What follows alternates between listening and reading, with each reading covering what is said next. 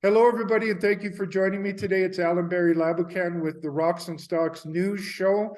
I have a very special guest in Rob McEwen to talk to us today from McEwen Mining. Really, Rob doesn't need a much of an introduction. He's one of the legends in the mining business. What I really appreciate about Rob is that he is a astute student of the metals market.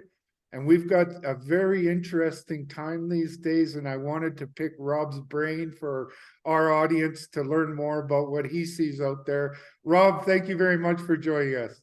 Happy to be on, Allan. Thank you. So, Rob, before we get into all things McEwen Mining, let's talk about the lay of the land these days. Have you ever seen a time in your career where you've got, debt piling up the way it is, inflation the way it is, banking crisis the way they are? I've been pounding the table lately and saying, look, if you want to protect your money, gold, silver, if you want to make your money grow, gold, silver, copper, other metals are the place to make your money grow because they're so undervalued right now. But I really think we're in a perfect storm here, Rob. It seems very similar to the mid 70s. Debt, there was a lot of money being issued, particularly by America. There was inflation was starting to perk its head up, and the gold price was starting to run, but there weren't a lot of people there ready to jump on board. And the junior sector was all but forgotten about in terms of the explorers, small producers. To me, I think this is a time to be stepping into the market and taking positions, particularly in the area that has the most leverage on the upside, and that's the junior sector, when the price of gold and silver start running. And speaking of then, was that part of the product of you kind of had gold pinned in a price for until the 70s when it was let loose, and so it was kind of like you were building an audience. And I even saw a similar thing happen in the 2001 to 2011 bull market. Yes, you kind of needed to brew up an audience, and I'm seeing the same thing here that reminds me of 2001 and 2000, in that the valuations of these companies are so cheap right now, and yet it looks like we're going into a bull market. It's cheaper right now to buy gold in the market than it is to drill for it. Yeah, it's all out of whack. You look at it and say, there are some opportunities sitting out there that have been ignored. And I agree with you. It's also like that period, 2001 to 11. We've gone through these cycles where you've got the junior sector crushed and everybody says it's no longer worth looking at. But we've seen in these periods, large gains. I mean, I can take an example, McEwen Mining. Last August, it was under $3. Today, it's trading at $8. And that's US dollars. Yes, yeah. Real dollars. And I was fortunate to kind of catch you at the bottom there. We did an interview, I think it was around September, and in Canadian dollars, you were trading at $4, and now you're trading at $10 Canadian, almost $11. Actually, you're pushing on $11 in Canada. That shows there's life there, and quality is being looked at, but not those juniors. That in reality, we need more junior success, exploration success, and new mine development. Yes, absolutely. And you often hear, well, everything's been discovered, and that's so far from the truth. And I grew up in the investment industry and then jumped into the mining industry many years ago. But it was because I saw people coming in, showing me projects. And some of these people were serial discoverers of projects. And I said, that convinced me that there's still many more deposits to be found. Uh, and you just look over time and they keep surfacing. And they seem to come from obscure corners in the market that have been ignored. And then everyone goes, how did it run so high? Um, but that's because they were finding value. And And I, everybody, you hear this every time, buy low and sell high. The problem is the investors out there don't like to buy low. Even mining companies don't like to buy low. They no, like to buy high. they do. They do. It's amazing that major mining companies can be just like retail investors out there. They see something running and they think, oh, I gotta buy it. We're all individuals, but we're swayed by the market and what we hear, and there's an urgency. It's like the real estate market. Everybody had to get into it. Interest rates were zero. What's the downside risk? And this is where I'm going to put my money. But you've seen it cooling off when some of the circumstances change. That was interest rates moving up that cooled off the real estate market and some of the tech. But it's right now we're watching gold starting to move, and people should be getting on board at least to some degree, depending on their risk profile, whether they want a senior with a dividend or they want a junior with a wish and a dream. Well, the big topic that is getting a lot of attention these days is the banking crisis. Although the Fed doesn't want to call it a crisis, the reality is that the dominoes are starting to fall. You had some of these SVB and Silicon Valley Bank and some of these. Now it looks like First Republic is in trouble. And the big takeaways that I get, Rob, is that one, the Federal Reserve is not really taking credit for being part of the problem. I mean, these little banks were trying to do what they're kind of pigeonholed into doing. They bought mortgage-backed securities and they bought long-term debt. They were trying to be conservative, but then you get a run on the bank and all of a sudden you can't use those long-term debt instruments to pay your deposits. You got a big problem. But the underlying problem is the Federal Reserve. And something that blows me away that nobody seems to be talking about is the Federal Reserve's balance sheet looks a lot like the Silicon Valley Bank. They took a lot of it in. They, they're sitting on mortgage-backed securities, and they're the biggest buyer of the debt for the last 14 years. That's got to cause some problems. Well, a lot of it was based on an assumption that interest rates were going to stay near zero forever. And if you're ever looked at a 100-year chart of interest rates, you knew that they didn't stay at zero forever. And you were probably looking at a 5 or 6% average across that period. So anyone making their investments based on that assumption that rates are going to be low forever, including like Silicon Valley Bank, going long and then finding out, well, when the rates go up, my portfolio is worth a lot less. And the only way I'm going to get face value is hold it to the end. But I might need some liquidity now. And if I were to sell it, I might get, 50 cents on the dollar.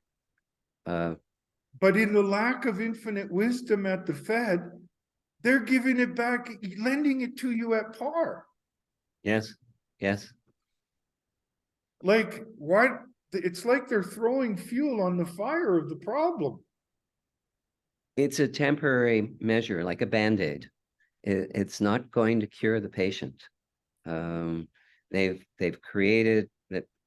I mean, it's not only the Fed, but the central banks of the Western world have just expanded the money supply dramatically, having people chasing so much money, chasing so many assets.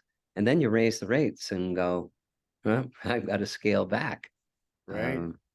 And I don't think the Fed has a lot of room in terms of interest rates. They might Oh, pause for a Oh, you moment. mean they can't back up $18 trillion worth of deposits? Uh, Very That's their true. latest scheme, Rob. They're talking about insuring all deposits, $18 trillion. Well, that will assure us that the dollar doesn't buy much going forward. And by extension, and this will be a segue into us talking about McEwen, the central bankers are showing you their cards. They are Yeah, going to somewhat of a gold standard, and I think investors need to go to a gold standard of their own. that's right. The central banks have, a number of them, been out there buying gold to replace their other reserves. And while it's not a guarantee the gold price is going up, but if they feel they're uncomfortable having other fiat currencies sitting in their vaults, they're going, okay, well, maybe we don't need as much of that euro or other currencies, and maybe we should backstop it with some gold. And it's been the historical go-to safe haven when the financial system looks in peril. And it certainly has a lot of reasons for investors to start thinking about their own gold standard. So let's get on to McEwen Mining specifically. As I was preparing for the show, I looked at your presentation and your website. By the way, investors out there, I think you should be doing the same thing when looking at a company, but I do my homework. And on your gold mining operations, you've been turning the corner on bringing your costs down and getting a handle on your grade control. And now that you have a rising gold market, that's going to help your margins out as well. So it really seems like that turnaround that you've been working on for a couple of years on your gold mining operations is starting to pay some dividends. Well, it's we're not paying dividends yet, but in a sense that the turnaround is quite gratifying because we went through a real rough spot. But we're looking at an increase in production over last year of anywhere from 13 to better than 20%. Our costs are stabilized, and we're now looking in around the $1,000, $1,100 cash cost. So What's as a the group, all-in cost, Rob? we be 14. So there's a healthy margin at current 1,900 ounce gold. And if our thesis is correct that gold's going up, that just goes right to the bottom line. Yes, I mean, right now we're trying to extend the life of our mines. Our Fox project up in Timmins, Canada is, we can see a 9-year life in front of us. We've been drilling to see if we could shorten the payback period. And we've been hitting some gold very close to surface where we want to drive a ramp. So we're thinking it could help pay for the ramp. And then give us about 80,000 ounces of production there. In Nevada at our Gold Bar property, it's got a short life right now. But we see that there's some exploration potential. It's doing 40 to 50,000 ounces this year, guiding. In Mexico, we bought a process plant that was used for 7 years in crates, and we'll be putting that down, and it should be producing next year. And that's not a large producer, but a nice margin. It'd be producing at under $800 an ounce. And then we're in Argentina. And I have to say, I'm also looking around because I think there are opportunities. We just completed a financing with our copper, a primary, but also a secondary. And the secondary was a result of sales by McEwen Mining of some of its McEwen copper. Okay, Gold. Rob, sorry for the interruption, but we've talked about the gold. Let's look at copper. And on your copper project, you've got a project there that is in one of the top 10 in size and one of the bottom quartile of costs. Now, for investors out there, it's really important that you understand that in a rising metals trend, the companies that are going to get the best performance are those with low costs and healthy profit margins, and especially if you got something that could be a multi-decade operation. And it's no wonder to me that companies like Newton, which is a venture of Rio Tinto, has put a serious amount of money in, and Stellantis, a car maker, has put a significant amount of money in. So let's get into the copper, because I think that that's really what has helped your trend in the stock price since about September. True. Just before talking about the copper, if I may, Alan. Okay, sorry. I was just talking about the financing we completed, and it was a primary and a secondary. The primary went into McEwen Copper, and the secondary was a sale of some of McEwen's interest in McEwen Copper. And that allowed us, we will be reducing our debt by 38%. It's bolstering the balance sheet and the cash. So it's just putting McEwen Mining in a stronger financial position. So looking at, and we still own 52% of it. And then I own 13.8% as well. So between the two of us, we're at about 65%. And it is a very interesting project. If I look at it, it's more than multi-decades, it's multi-generational. We're in the PEA that we did a few years back, it looked at a 36-year production life, producing 415 million pounds of copper a year for the first 13 years, and paying back in under 4 years on a $2.4 billion investment. We're updating that PEA so that we can have all the current prices reflecting the cost of inflation and all of that since the last one was done. And that should be out in about a month's time.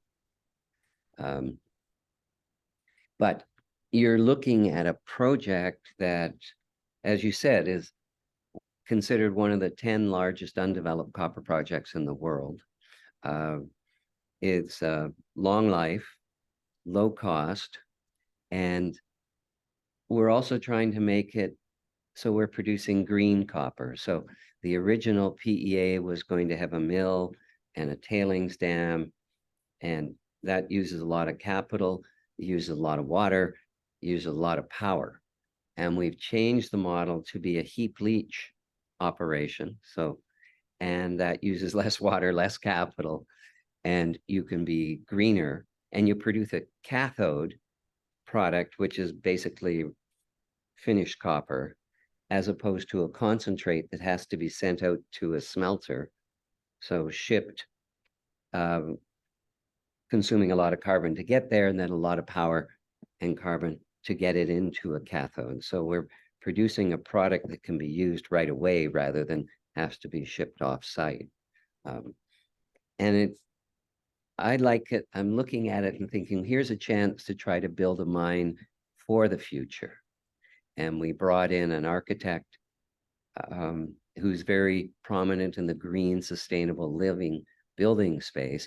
And I said, help us reimagine mining so that we can address a lot of the concerns that people have about mining, and we can produce a product that doesn't use a lot of water, doesn't have a lot of carbon, doesn't use a huge amount of capital, and that what we build is sustainable and then can revert back into the environment when we're finished. And that's going to be a long time from now, but there's some really beautiful designs that he's come up with for accommodation and that, and just looking at how we should be better stewards of the land.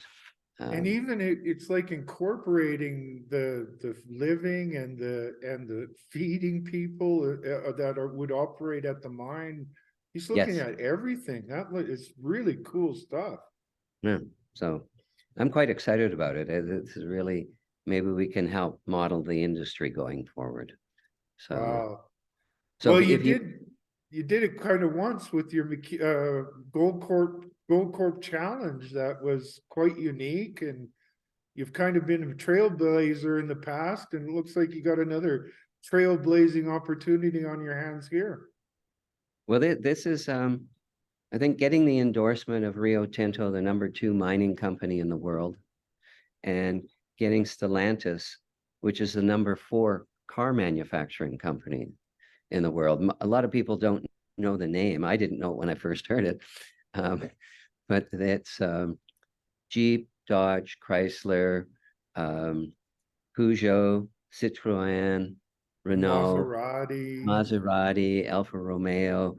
They're 14 brands, and they're not only in, you know, automobiles, but they're just saying, look, we're going all in for the EVs.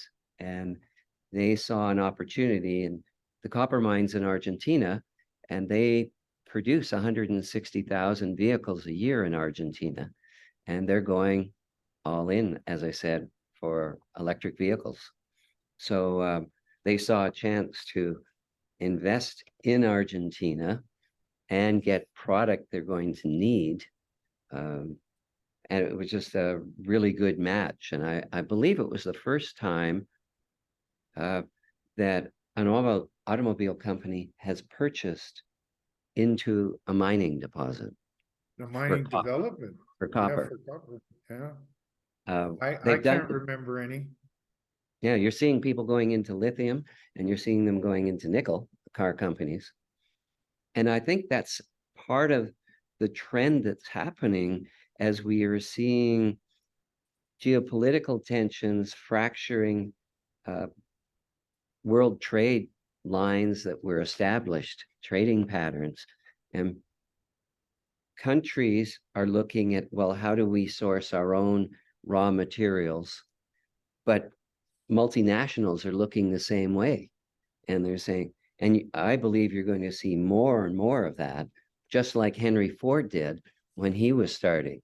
I mean, he was down in the rainforest of Brazil for rubber trees, and he was up in Michigan for copper, and he went up into Canada and the Sudbury for nickel. You just say, we're moving into that space. And I think there's going to be a lot more attention and urgency placed on developing mineral resources, particularly in America and in the rest of the Western world, where it is. And I think it's crucial. I don't see how these car companies and other infrastructure that needs to be done, how they can't get involved with the mining side, because for much of my career and yours, I've been in a business for about 30 years. I've seen a lot of that period being underinvestment in exploration and new mine development. And now you've got this big wave of demand coming, and you've got a poorly prepared mining business that needs that money to come in, instead of going into technology to build the next application so you can share cat pictures and give that company $200 million. Maybe you should be looking after some of the copper you need. Yes, yes. I don't think the general public has a good sense of how dependent modern civilization is on metals and minerals. And our politicians have gone along with the public sentiment that we don't want those businesses. They're dirty, they're hard on the environment, and we don't need them anymore.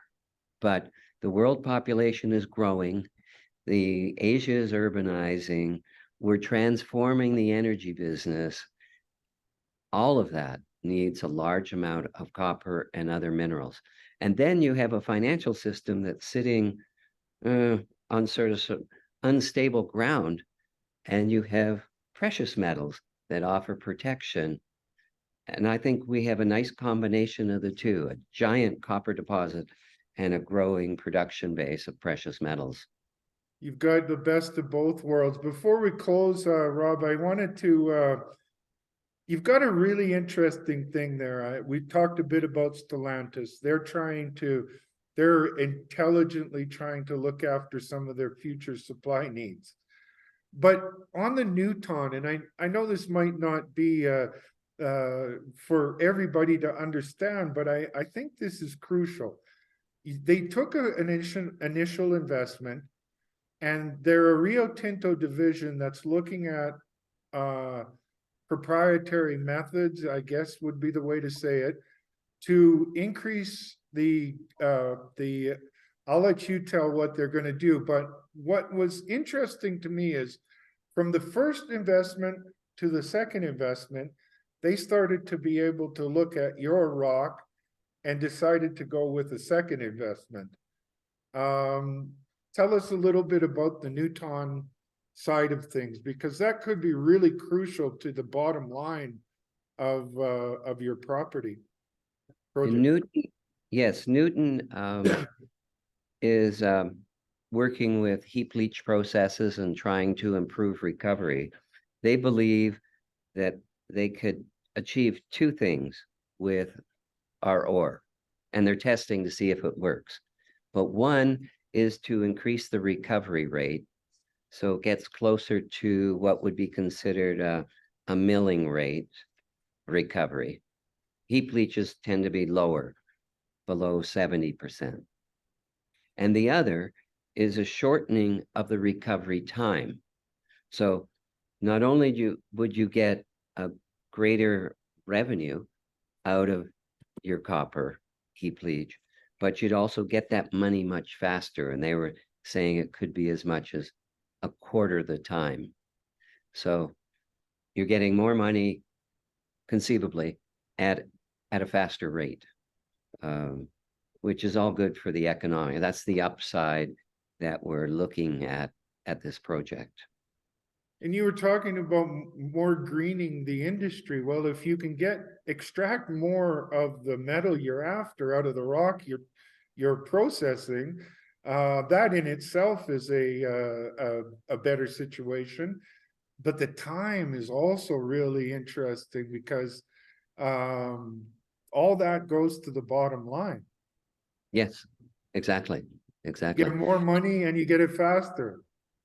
So our first financing closed, and it was a long time because I put in 40 million in the summer of 21, and in the summer of 22 we closed the financing. That I thought that would happen really quickly. We were looking to raise 80, and I thought, well, I'll put in 40 to start the ball rolling, and should be a piece of cake.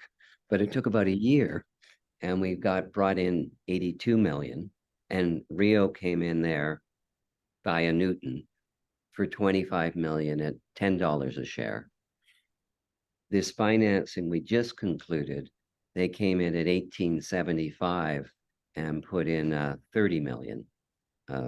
So there was a big step in the value of that asset, and that reflects on McEwen Mining's balance sheet as well. We're showing our costs, but it basically lifted the value of the property from about 260 million to 550 million. And then Stellantis up the game even more. Well, they came in, depending, if you use the official exchange rate, it would be equivalent, the official Argentinian to dollar exchange rate, it'd be $155 million for their. At what price? Both. Well, the math is sort of crazy because you have to, if you didn't use the official rate, but you use the blue chip rate, which is, there's a high rate of inflation in Argentina. Okay. they'd be in around $19 a share. Or 19. if you use the official rate, it'd be over $38. Wow. Well, nonetheless, you've been able to, let's say, double the valuation to take money in. And I think you got a lot of chicken left on that bone. I think there's still quite a bit of upside. I personally believe that it's Los Azules, our copper project, is one of the next copper unicorns. Um, and McEwen Mining is coming off the bottom, very low, and it's got a lot of way to climb to get back to where we were, and that's what our objective is, to get it back up there, put the And value. they've got an engine in that McEwen Mining is gonna, like the structure of the McEwen copper is 52% is owned or by McEwen Mining. And then, sorry. And then the other, you and Stellantis and Newton own about equal portions, somewhere around 14-ish, 13%. So that's pretty tightly held company, that McEwen Copper. That's true. That's very true. Yeah. And we're well financed right now in Right. McEwen Copper to run. So yeah, well, between Stellantis, Newton, myself, that's 41%. McEwen Mining has 52%. And you've And got an institutional investor that owns about 3 or something like that as yes, well. yes, yes. So it's And a then tight vehicle, as they like to say. well, it doesn't trade. The only way you can get exposure to McEwen Copper right now is through McEwen Mining. We do plan to do an IPO at some point. We had thought maybe it would happen in the first half of this year, but with this financing, there's no need to raise any capital at this point. And we just, If copper keeps trending upwards, it would probably be better to do a financing, an issue at $5 copper or $4.50 or $5 than $4 copper. absolutely. But even Not, at $4 copper, your numbers are still looking awfully attractive. and at 5, they'll look even better, won't they? I like the sounds of that. So I think it's fair to say that McEwen Mining has sort of the best of both worlds. An argument to be made for higher gold and improvement of the bottom line. And then you've got exposure to copper as well. It's quite a 1-2 punch, Rob. Yeah, I've got a lot riding on it. I have 220 million invested as my cost base, and that would be a mixture of equity and debt between these two companies. And I want to make it grow. Like the old razor, I like the company so much I bought it. That's right. That's Yeah, right. you're definitely aligned with the shareholders, and I'm still campaigning for you to increase that $1 annual income. I think you should get a raise here one of these days, Rob. Well, I had always thought I'd pay myself $1, and the money that I would have gotten goes to others in the organization to try to drive it forward. It's been a long haul, but I see bright sunshine appearing on the horizon. I like the sounds of that. Did you have anything you wanted to close off with, Rob? Just start. Your listeners and viewers should, I think, be taking some portion of their portfolio and looking at junior stories. I think they'll be the next tech equivalent. I like that copper unicorn comment you made, Rob. I wish Want to everybody. close it up? Oh, sorry. I just want to wish everybody well in their investing. Awesome. Thanks, Rob. You've been very kind with your time. I'm going to close it off and we'll talk at the other end if you'd like. All right. Thank you So very there much. you, there you go, folks. McEwen Mining really has a very good 1-2 punch, I consider. I think that there's lots of arguments to be made that gold, that investors want to protect their money. They should be looking at the metals, gold and silver. And if they want to make their money grow, to be looking at the stocks in those metals. And in the case of gold, I think McEwen Mining offers an excellent story. 1,400 all-in cost, Rob was saying, at today's price of 1,900, that's a healthy margin. And if you believe, like I do, that gold's going to go up, that's going to go right to the bottom line. And then they've got this great situation with the copper mine of the future. That will be, as Rob calls it, a multi-generational opportunity. And really, you know, folks, I've been a student of this mining business and supply chain for a long time. There, not only is there not many of these kind of situations in copper, there's not enough. There's not many for you to find, and we need many more of them.